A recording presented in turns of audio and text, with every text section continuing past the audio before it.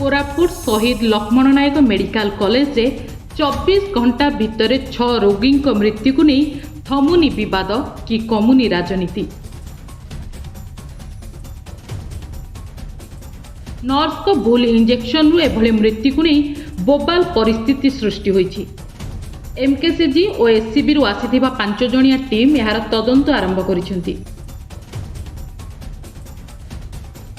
स्वास्थ्य मंत्री मुकेश महालिंग हॉस्पिटल में पहुंची। तेबे मेडिकल कॉलेज रे पहुंचीबा मात्रे मंत्री को देखि कांग्रेस कर्मी प्रबल विरोध करथिले। याकु नै सेठारे बीजेपी और कांग्रेस कर्मी को भितरे धस्ताधस्ती होइतिला। कांग्रेस रो कहिबा कथा मंत्री को विरोध करिनु। एभली संवेदनशील घटना रे कांग्रेस मुह खोली नथिले मंत्री आसी नथांते। नर्स भूल इंजेक्शन देई मारिदेले किंतु आईसीयू वार्ड रे रोगी को भेटिले कि मंत्री? मात्र 5 मिनिट रे एते बड़ मेडिकल बुली कौन देखिले मंत्री? मंत्री को पचारिले भी उत्तर न देई एड़ाई चली गले। रोगी मरुछंती। टंका लालसारे विशाखापाटना को रोगी रेफर कर देउछंती। कौनसी भित्तिभूमि नहीं, केवल नामक मेडिकल कॉलेज। स्थानीय विधायक भी आज जाए पाद पकाई नाहांती मेडिकल रे। एते बड़ संवेदनशील घटना रे आज केमिति मंत्री सह मीडिया रे मुह देखाइबाकु विधायक चली आसिले बोली गर्जिछि कांग्रेस। मृतकों परिवार को उपयुक्त क्षतिपूरण देवा, भित्तिभूमि सजाड़िबा, पर्याप्त आईसीयू नथिबा कथा शुणिलेनि सरकार। मंत्री केवल राजनैतिक उद्देश्य रे आसी बाहाबा नेबाकु आसिथिले। बीजेपी कर्मी दादागिरी लागि आसिथिले। विक्षोभ उद्देश्य थिले सरकार विरुद्ध रे नाराबाजी करिथांता कांग्रेस।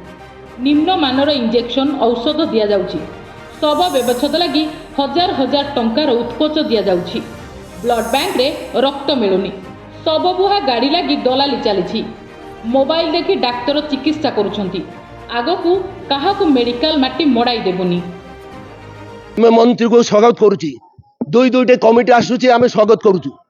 आमे काली विरोध कलु बोलिक आज दुईटी कमिटी आसिला। आज मंत्री महोदय आसिला। आमे जदि काली विरोध न करथांतु आज मंत्री आसी नथांता। मु सेति भाई आमे दुईटी कमिटी को स्वागत करछु। मंत्री महोदय को मतो स्वागत करछु। आपण आसंतु एवं देखंतु।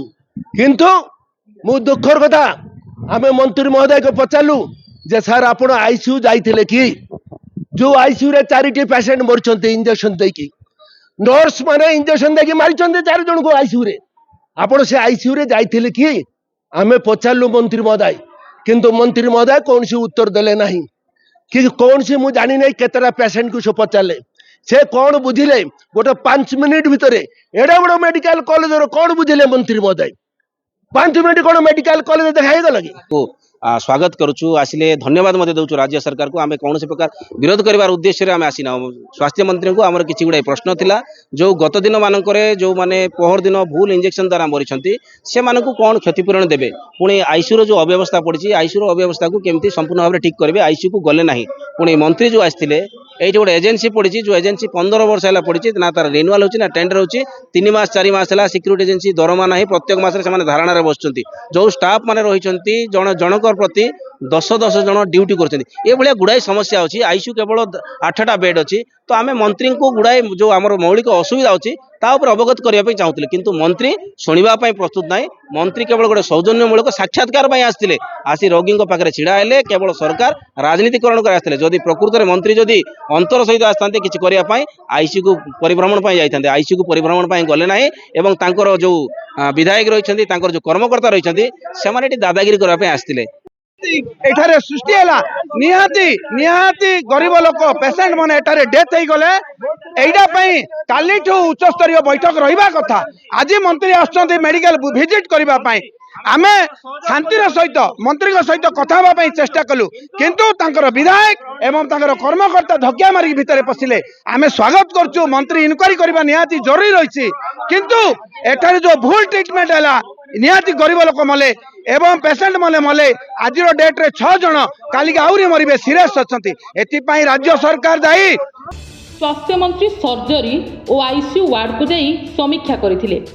5 जणिया टीम रो तदंत रिपोर्ट आसिबा परे आवश्यक कार्यानुष्ठान हेबो बोली मंत्री कहिसंती। समस्त 6टी मामलार गोटी गोटी करी तनाघना करिवे। 6टी मामलारू जड़े गुरुतर कैंसर रोगी थिले। 2टी छुरीमाड़ मामला थिला। ଆଉ 2ଟି ଦୁର୍ଘଟଣାର ମାମଲା ଥିଲା। ରେଡ୍କ୍ରସ୍ ପକ୍ଷରୁ ମୃତକଙ୍କ ପରିବାରକୁ ଯଥାସମ୍ଭବ ସାହାଯ୍ୟ ଦେବାକୁ ଜିଲ୍ଲାପାଳଙ୍କୁ ନିର୍ଦ୍ଦେଶ ଦେଇଛନ୍ତି ମନ୍ତ୍ରୀ। ଶବ ବ୍ୟବଚ୍ଛେଦ ରିପୋର୍ଟକୁ ବି 5 ଜଣିଆ ଟିମ୍ ବିସ୍ତୃତ ସମୀକ୍ଷା କରିବେ। ଯିଏ ବି ଦୋଷୀ ନିଶ୍ଚିତ ଦଣ୍ଡ ପାଇବେ। ଭାଇ ଏବଂ ମାଛ ଭାଇଙ୍କ ସହିତ ମଧ୍ୟ ବସିଥିଲୁ, ପୁରା ଟିମ୍ ବସିଥିଲୁ ଏବଂ ମୁଁ ନିର୍ଦ୍ଦେଶ ଦେଇଛି ଯେଉଁ ଟିମ୍ ଆସିଛନ୍ତି ସେମାନେ ପୁଙ୍ଖାନୁପୁଙ୍ଖ ଭାବରେ ଏଇ ଯେଉଁ 6ଟା ଯାକ କେସ୍ ଇଣ୍ଡିଭିଜୁଆଲି ତାକୁ ଆନାଲିସିସ୍ କରିବେ ଏବଂ ତାର ରିପୋର୍ଟ ଦେବେ। ତାଙ୍କୁ କୁହାହେଇଛି 3 ଦିନ ଭିତରେ ରିପୋର୍ଟ ଦେବା ପାଇଁ କୁହାହେଇଛି।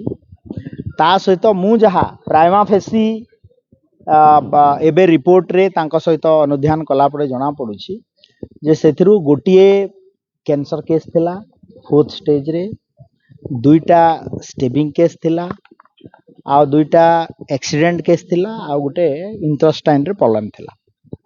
ତ ଏଇ ଡେଥର କାହିଁକି ହେଲା, କେଉଁଥିପାଇଁ ହେଲା, ତ ତାର ତ ରିପୋର୍ଟ ଫାଇନାଲ ରିପୋର୍ଟ ଆସିଲା ପରେ ଜଣାପଡ଼ିବ।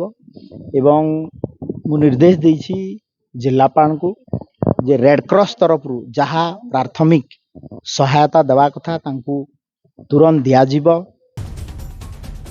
6 ରୋଗୀ ମୃତ୍ୟୁ ଘଟଣାରେ ତନାଘନା ଜାରି ରହିଛି। 5 ଜଣିଆ କମିଟି କି ରିପୋର୍ଟ ଦେଉଛି ତା ଉପରେ ସମସ୍ତଙ୍କ ନଜର। ବ୍ୟୁରୋ ଇନପୁଟ ସହ ପ୍ରଦୀପ ନାୟକଙ୍କ ରିପୋର୍ଟ, ନକ୍ଷତ୍ର ନ୍ୟୁଜ।